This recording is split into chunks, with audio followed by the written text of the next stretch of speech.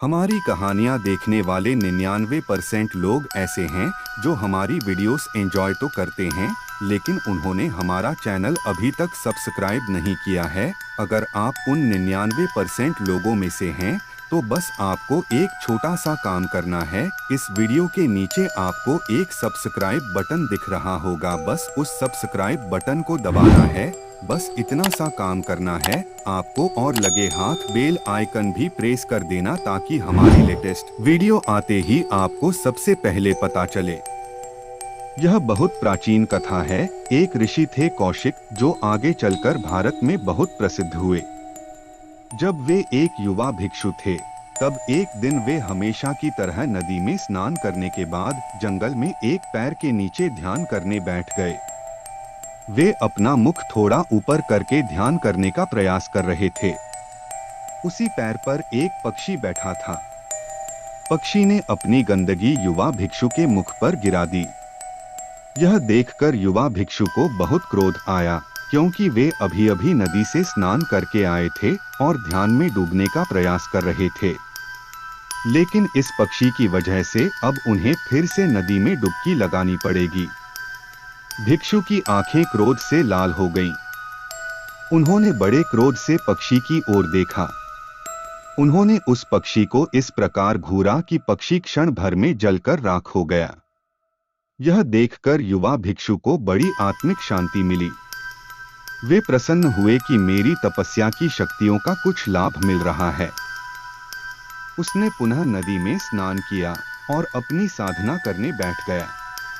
दोपहर को वह भोजन मांगने के लिए जंगल के पास वाले गांव में गया। वहां एक घर के बाहर खड़े होकर उसने पुकारा, भिक्षा दो। अंदर से एक स्त्री की आवाज आई, कृपया थोड़ा रुको, मैं थोड़ी देर में आ रही हूँ। यह सुनकर युवा भिक्षु क्रोधित हो गया, क्योंकि आज सुबह उसने एक पक्षी को जलाकर राख कर दिया था, जिसने उसे सुबह सुबह परेशान किया था। इस घटना ने उसके आध्यात्मिक अभिमान को हवा दे दी थी। वह और भी जोर से चिल्लाया, भिक्षा दो। फिर से उसी स्त्री की आवाज अंदर से आई, मैंने कहा, कृपया थोड़ा रुको, मैं आ रही हूँ। यह सुनकर युवा भिक्षु और अधिक क्रोध से भर गया और वह और भी जोर से चिल्लाया, भिक्षा दो। वह चिल्लाता रहा। तभी अंदर से एक महिला हाथ में भोजन की थाली लेकर निकली। युवा भिक्षु ने उस पर चिल्लाते हुए कहा, मैं दिव्य शक्तियों वाली एक महान भिक्षु हूँ। तुम मुझ जैसी भिक्षु को प्रतीक्षा कराने की हिम्मत कैसे कर रही हो? इस पर महिला ने कहा, तुम्हें इतनी जल्दी क्यों है? मैं अपने पति को भोजन करा रही थी। वह दोनों आंखों से अंधे हैं, कुछ भी नहीं देख सकते, लेकिन तुम थोड़ा इंतजार तो कर सकते हो, है ना? युवा भिक्षु ने महिला को गुस्से से देखा। महिला ने कहा, तुम मुझे ऐसे मत भरो, मैं कोई पक्षी नहीं हूँ जो जलकर राख हो जाऊंगा। यह सुनकर युवा भिक्षु की आंखें फटी की फटी रह गईं। उसने पूछा, लेकिन तुम्हें यह कैसे पता? महिला ने कहा, कोई बात नहीं, तुम मुझे ऐसे मत धरो। युवक भिक्षु ने सोचा कि उस घने जंगल में तो कोई भी नहीं था, फिर इस महिला को उस पक्षी के बारे में कैसे पता चला? उसने पूछा, कृपया बताओ कि तुम्हें यह कैसे पता चला? महिला ने कहा, मैंने कहा था, इससे कोई फर्क नहीं पड़ता। तुम अभी जिस घमंड में भरे हो, इस हालत में तो तुम कुछ सीख भी नहीं सकते। साधु ने हाथ जोड़कर कहा कि फिर तो मुझे भी अपनी शिष्या बना लो। महिला बोली, मैं एक गृहिणी हूँ, मैं किसी को अपनी शिष्या नहीं बनाती, लेकिन मैं तुम्हें अपने गुरु का पता जरूर बता सकती हूँ। तुम उनकी शिष्य बन सकते हो। महिला ने युवा साधु को अपने गुरु का पता बताया। उस पते के अनुसार युवा साधु पास के एक कस्बे में पहुंचा।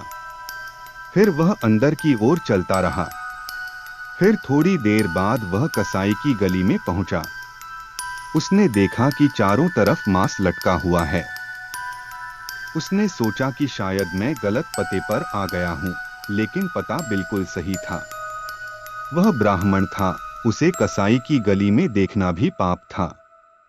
उसने सोचा कि मैं एक कसाई को अपना गुरु नहीं बना सकता, लेकिन फिर भी वह आगे बढ़ा। उसने लोगों से पता पूछा। लोगों ने इशारे से बताया कि यह व्यक्ति उस दुकान में रहता है। वह वहां गया। उसने देखा कि वहां एक व्यक्ति था जिसका पूरा शरीर खून से लटपट था। उसके चारों ओर मांस के टुकड़े लटक रहे थे। वह बड़ी सावधानी से मांस काट रहा था। वह वहीं खड़ा सोचने लगा, मैं तो ब्राह्मण हूँ, कसाई मुझे क्या सिखाएगा, और फिर चाहे कुछ भी हो जाए मैं कसाई का शिष्य नहीं बन सकता। वह वापस जाने लगा। तब उस व्यक्ति ने उसे अपना नाम लेकर पुकारा। उसने कहा, महात्मा कौशिक, उस महिला ने आपको मेरे पास भेजा है। यह सुनकर युवा साधु अवाक रह गया, क्योंकि उसने अभी तक अपना नाम किसी को नहीं बताया था। फिर यह व्यक्ति उसका नाम कैसे जान गया? उसने कहा, आप थोड़ी देर रुकिए, मुझे अपना काम पूरा करने दीजिए। साधु वहीं खड़ा रहा। उसे उस कसाई खाने में दम घुट रहा था। थोड़ी देर बाद उसने अपना काम समाप्त किया और उन युवा साधु के पास आकर कहा, आप मेरे घर आइए, हम वहीं बैठकर बातें करेंगे। वे दोनों घर आ गए। घर आकर उसने उसे बैठने को कहा और खुद भी गया, नहाया और साफ कपड़े पहनकर बाहर आया। बाहर आकर उसने कहा, थोड़ी देर रुको, तब तक मैं अपने बूढ़े माता पिता की सेवा करके आता हूँ। वह गया। उसने अपने बूढ़े माता पिता की सेवा की, उन्हें खाना खिलाया और फिर वह युवा भिक्षु के पास आकर बैठ गया। उसने पूछा, बताओ तुम्हारा सवाल क्या है? युवा भिक्षु ने कहा, सुबह उस महिला को उस पक्षी के बारे में पता चला और यहाँ तो मेरे आने से पहले ही तुम्हें मेरे बारे में सब कुछ पता चल गया। तुम्हें यह सब कैसे पता है और हम यह सब कैसे जान सकते हैं? मैं तो बस इसका तरीका जानना चाहता था। उस व्यक्ति ने कहा कि यह बहुत आसान है, बस किसी भी काम को पूरी भागीदारी और ध्यान से करो, चाहे वह कोई भी हो। वह महिला अपने अंधे पति की देखभाल करती है। वह उस काम को पूरी लगन और भागीदारी के साथ करती है। वह उसमें कोई कसर नहीं छोड़ती। मैं अपने माता पिता की सेवा करता हूँ और मैं इसे पूरी सावधानी से करता हूँ। मैं इसमें कोई कसर नहीं छोड़ता। मैंने कसाई बनना इसीलिए चुना ताकि मैं जानवरों को कम से कम दर्द के साथ काट सकूं। अगर मैं यह काम नहीं करता तो कोई और करता और मुझे नहीं पता कि उसने जानवरों को मरने से पहले कितना दर्द दिया। मुझे लगता है मैं यह काम सबसे अच्छे तरीके से कर सकता हूँ। इसलिए कुछ भी करो, लेकिन इसे पूरी करुणा, भागीदारी और ध्यान के साथ करो। जब हम ऐसा कुछ करें तो हमारे अपने विचार शांत हो जाते हैं, और जब हमारे अपने विचार शांत हो जाते हैं तो जो भी लोग हमारे आसपास हैं, हम उनके मन में विचारों को भी पढ़ सकते हैं और उनके बारे में जान सकते हैं, जैसे उस महिला ने आपके विचारों को पढ़ लिया था। दोस्तों, हमें इस कहानी से यह सीखने को मिलता है कि हम जो भी करें उसे पूरी संवेदना के साथ करें, बिना किसी काम से अपनी पहचान जोड़े। जैसे उस व्यक्ति ने कसाई का काम पूरी संवेदना के साथ किया, बिना उस काम से जुड़े। जब हम किसी काम को खुद से जुड़ा हुआ नहीं देखते हैं, तब हम उससे सच्चा प्यार करते हैं। तब हम वही करते हैं जो वास्तव में उसके लिए आवश्यक है। जैसे माता पिता अपने बच्चों से प्यार करते हैं, इसलिए वे वही करते हैं जो वास्तव में उसके लिए आवश्यक है।